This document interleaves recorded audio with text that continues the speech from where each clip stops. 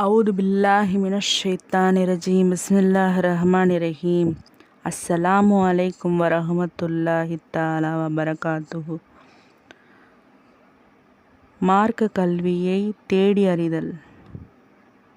இன்றைய பெரும்பாலான மக்கள் உலக கல்விக்கு கொடுக்கின்ற முக்கியத்துவத்தை மார்க்க கல்விக்கு கொடுக்கிறார்களா?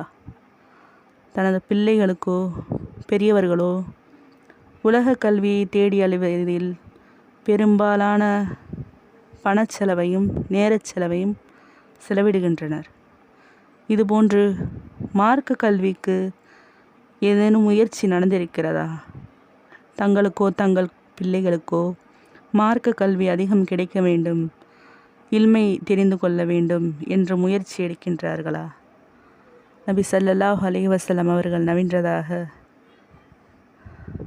முஆவியா ரலியல்லாஹு அவர்கள் அறிவிக்கிறார்கள். அல்லாஹு தஆலா ஒரு மனிதனுக்கு நலவை நாடினால் அவனுக்கு தீனுடைய விளக்கத்தை அளிக்கிறான். நான் அல்லாஹ்வின் புறம் இருந்து கிடைக்கக்கூடியவற்றை பங்கு வைப்பவன்தான். மேலும் அல்லாஹ் எனக்கு அளித்து கொண்டே இருக்கிறான். ஒரு மனிதனிடம் எவ்வளவுதான் சொத்து சுகங்கள் இருந்தாலும் அவனிடம் தீனுடைய விளக்கம் இல்லாவிட்டால் அவன் மாபெரும் நஷ்டத்தில் மூழ்கிவிடுவான். தீனுடைய விளக்கம் இல்லாதவன் தன்னுடைய நேரங்களையும் பொருள்களையும் சரியான வழியில் செலவு செய்ய மாட்டான். எனவே தீனுடைய விளக்கம் கிடைக்க அல்லாஹ்விடம் துஆ செய்து கொண்டே இருக்க வேண்டும். எல்லா விதமான உலக நலவுகளையும் கிடைப்பதை விட தீனுடைய விளக்கம் கிடைப்பதுதான் உயர்வான நலவு என்பதையும் மனதில் பதிய வைக்க வேண்டும். மனிதர்கள் மார்க்க விஷயத்தில் உங்களை பின்தொடர்பவர்கள். மேலும் ஜனங்கள் பூமியின் பல கோணங்களிலிருந்தும் மார்க்க அறிவை விளங்கி கொள்ள உங்களிடம் வருவார்கள். அப்படி உங்களிடம் அவர்கள் வரும்பொழுது அவர்களுக்கு நலவானதை உபதேசியுங்கள்.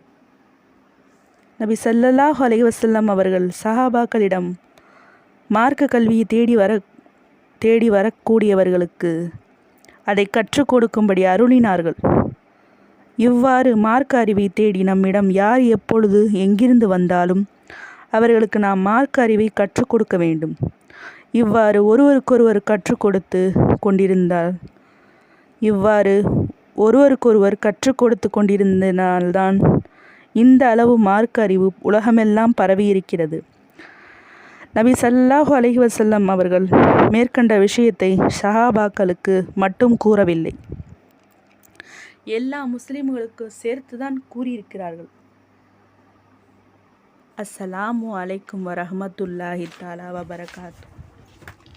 இன்றைய மருத்துவ குறிப்பு. அதிமதுரப்பொடி, சந்தனத்தூள் சமனளவு 1 கிராம் அளவாக பாலில் கொடுத்து வர இரத்த வாந்தி நிற்கும். அக உறுப்புகளில் புண் ஆறும்.